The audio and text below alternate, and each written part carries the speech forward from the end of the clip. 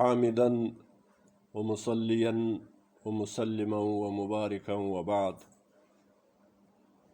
فأعوذ بالله من الشيطان الرجيم. بسم الله الرحمن الرحيم. وإذ قال ربك للملائكة إني جاعل في الأرض خليفة. الآية. صدق الله العظيم. د دارالهدى څخه د صوت القرآن د خپرونې معززو برخوالو، السلام علیکم ورحمة الله وبرکاته. په مقدمه کې به د رسول الله صلی الله علیه وسلم یو مبارک حدیث څو جملې ذکر کو. رسول الله صلی الله علیه وسلم فرمایي: من ترکه من جبار قسمه الله ومن ابتغى الهدى في غيره أضله الله، او كما قال عليه الصلاة والسلام. د قرآن په فضیلت کې رسول الله صلی الله علیه وسلم فرمایي: هر څوک چې بې اعتنایي، له بېغوري او یا العیاذ بالله له عناده ترک د قرآن عظیم شان کوي، په احکامو باندې عمل نه کوي، په قانون باندې عمل نه کوي، قسمه الله، هغه به الله متوي. که هغه انسان یا هغه انسان به الله متوي، خرابوي به یې، تباه کوي به یې. که هغه یوه ټولنه او مجتمع یي، هغه مجتمع به تباه کیږي. او دوم رسول الله صلی الله علیه وسلم په دې حدیث مبارک کې فرمایي چې ومن ابتغى الهدى في غیره اضله الله. څوک چې هدایت غواړي، سمه لارو، د ترقي لارو، د امن لار غواړي، په غیر د قرآن کې، له قرآنه ما سوا په نورو قوانینو کې لټوي، هغه به الله نور هم پسې تباه او ګمراه او له لارې چې بې لارې کړي. نو د ژوند قانون یوازې و یوازې قرآن عظیم شان ده. انسانان باید د الله په کلام باندې، په عمل باندې متفق شي. نو ورونو، تاسې به اوس قرآن عظیم شان راواخلئ او زه به د دغه کلماتو مبارکاتو ترجمه کوم له خپل بندگی انساني وسه سره. تاسې به له خپلو مصحفو قرآن شریفو کې له خپلو د قرآن شریف کلماتو سره تطبیقوي. الله جل جلاله فرمایي: وَإِذْ، او در یاد کا اے یادون کې. یو اصل، یو قانون باید سر کې دا زده کو چې قرآن عظیم شان له الحمد تر والناس پورې ټول رسول الله صلی الله علیه وسلم ته را نازل ده، او اول مخاطب دی مبارک ده. نو بیا د ده په طفیلو، د ده په ذریعه باندې دا قرآن د ټول انسانیت د اصلاحو او د ټول انسانیت د سعادت لپاره راغلی. بیا ټول انسانان مخاطبین دي. نو ځکه مفسرین کرام په داسې ځایو کې لکه وإذ قال، وإذ دا کلمه د ظرف ده او دا یو فعل غواړي، هغه فعل ورسره وایي اذکر، دا ورسره مقدر کیږي. نو واذکر اذ قال، در په زړه کا، در په یاد کا. څوک؟ اول خطاب حضرت رسول الله صلی الله علیه وسلم ته. دوم خطاب هر هغه قاری ته ده چې هغه قرآن کریم باندې قرآن کریم یې مخ ته نیولی، سر یې پې ټیټ کړی او د قرآن شریف د الفاظ وایي، د هغه ته هم خطاب ده. یعنی هر انسان دپاره دا خطاب عام ده چې ته در په زړه که هغه وخت قال ربک، چې وویل رب دې ته، للملائکة، ملائکو ته، انی بېشکه زه جاعلون پیدا کوونکی یم، فی الارض په مځکه کې، خلیفة د خلیفه. قالو، وویل ملائکو، اتجعل فیها، آیا پیدا کوې فیها په دې ځمکه کې من یفسد فیها من هغه څوک هغه کس پیدا کوي یفسدو چې فساد به کوي فیها په دې ځمکه کې ظلم به کوي بې عدالتۍ به کوي خیشخورۍ به کوي غصبونه به کوي ویسفک الدماء او تویوي به ویني قتلونه به کوي ظلمونه به کوي داسې څوک پیدا کوي مفسرین کرام لیکي چې قیاس یې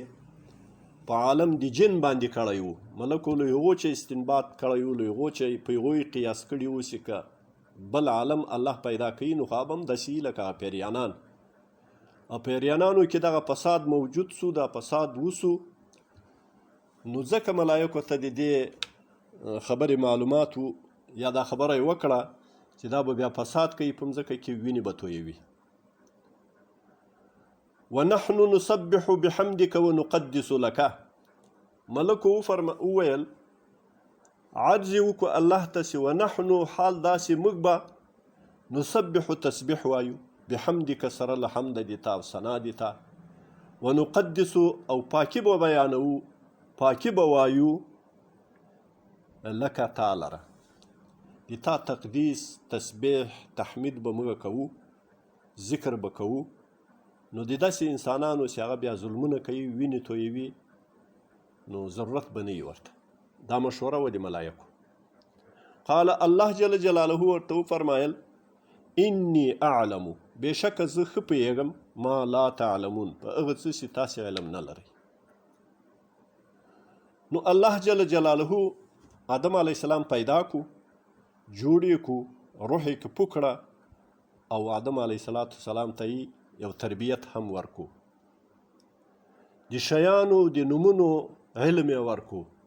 د هغو په اسرارو په فوایدو په ازرارو باندې آدم علیه السلام خبر کو ورته وویل چې دا شی د دې شي دپاره ده ستوری د دې شي دپاره ده دا یې تاوان ده دا یې نقصان ده دا یې فایده ده لمر د دې څه دپاره ده لمر دغه څه شي ته وایي سپوږمۍ دغه ته وایي حتی مفسرین لیکي چې تر لویې چمچې او تر وړې چمچې پورې تر دې ټولې کاشوغې پورې د هغو تر نومونو پورې یم دا نومونه د هغو فایدې د هغو هغه حکمت دی پیدایښت چې هغه د کوم شي دپاره جوړ دي یا څه قسم باندې د هغو بیا غلط استعمال سره یې ضرر ده لکه مثلا توپک و توپانچه ده چې هغه د دښمن په لوري باندې ونیسي نو دښمن پې باندې مړ کېږي او که یې د ځان په طرف باندې ونیسي ځان ته یې متوجه کړي استعمال غلط سو نو بیا تا خپله وزني داسې د دې شیانو په مفاداتو په نقایصو په نقصاناتو او د هغو په نومو باندې الله پاک علم ورکو آدم علیه السلام ته نو آدم علیه السلام د دې فرمایي داسې آیات شریف کې داسې راغلي وعلم آدم الاسماء ورزده کړو الله جل جلاله آدم علیه السلام ته الاسماء نومونه د هغو مسمیاتو مفاداتو د هغو ټول شیان یې وښول كلها ټول ثم عرضهم على الملائکة بیا د هغو لیست عرض کو الله جل جلاله پیش کو الله جل جلاله ثم بیا عرض پیش کو الله جل جلاله هم دغه اسماء و نومونه د شیانو على الملائکة په ملائکو باندې فقال ورته فرمایل الله تبارک وتعالی انبئونی خبر کئ ما باسماء هؤلاء په نومونو د دې شیانو دا شی څه نومیږي دا شی څه نومیږي دا شی څه نومیږي مفاد یې څه ده ضرر یې څه ده نقصان کې څه ده ګټه کې څه ده د دې بیان ماته وکئ ان کنتم صادقین که تاسې رښتونی یاست چې دا مخلوق مه پیدا کوه دا بې فایدې مخلوق ده او بلکې تاوان به یې زیات وي فساد به کوي نو ملکې د هغو شیانو له درک و ادراک او له علم د هغو شیانو عاجزې وې ملائکه ټولی قالو وی فرمایل ملائکو وویل سبحانک پاکی د تا لره یا الله لا علم لنا نسته علم موږ لره الا ما مگر هغه اندازه علم ده علمتنا چې را زده کړی تا موږ ته انک انت العلیم الحکیم بېشکه ته خاص ته علیم و د زیات حکمت چښتن یې ښه عالم او د زیات حکمت چښتن یې قال وفرمایل الله تبارک وتعالی یا آدمو ای آدمه انبئهم خبر که دوی دا ملک پویه که او خبر یې که باسمائهم په نومونو مفاداتو ازرارو د دې شیانو. فلما انبأهم نو هر کله یې چې خبر کړو دوی فلما هر کله انبأ چې آګاو خبر کړو آدم علیه السلام هم دا ملائک باسمائهم په نومونو د هغو شیانو نو آدم علیه السلام په علم کې کامیاب سو. آدم علیه السلام د دې آیات له مخې هغه ټول ساینسي علومه چې په دنیا کې تر اخیر وخته پورې کشفیات و ایجادات او اختراعات کیږي او تجربیات کیږي د دغو ټولو علومو علم حضرت آدم علیه السلام ته ورکړ شوی. ځکه دا نومونه احکامات نه وو، دا نومونه دغه ساینسي انداز باندې وو، مفادات د هغو شیانو وو، خصلتونه د هغو شیانو وو،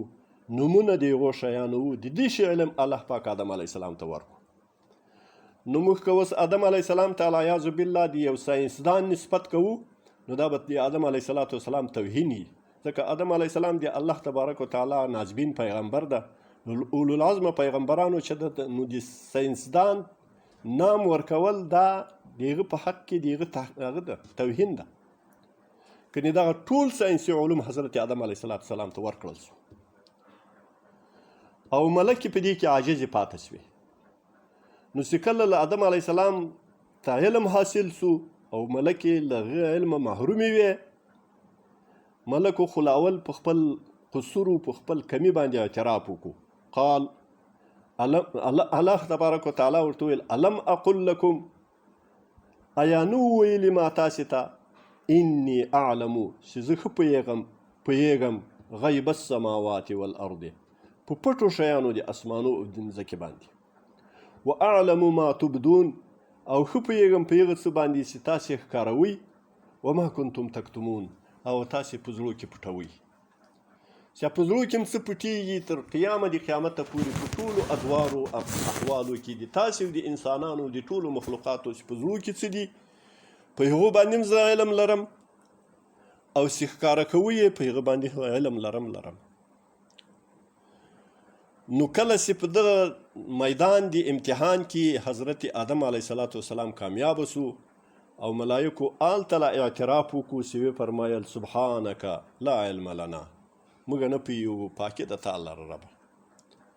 نو آدم علیه السلام کامیاب سو، استحقاق و لیاقت خلافت دته ورکړ سو. نو چاته چې علم الله ورکي هغه ته الله عزت ورکوي. دا وجه دا ده چې علم دا رڼا ده او جهل ته تیارکي ده. علم کمال ده او جهل بې کمالي ده. علم عزت ده او جهل بې عزتي ده. علم که هر علم وي، که هغه فرضي علوم دي چې د انسان د عمل دپاره د عباداتو دپاره په ده باندې لازم دي، نو هغه علم هم په دې کې شامل ده،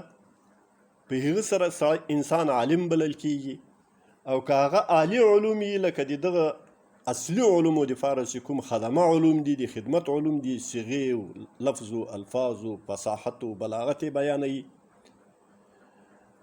لکه دا زموږ په فنونو کې چې دي، نو هغه هم په هغو کې عالم ده او جاهل د جاهل په مرتبه کې ده. او که هغه ساینسي تجربوي علوم وي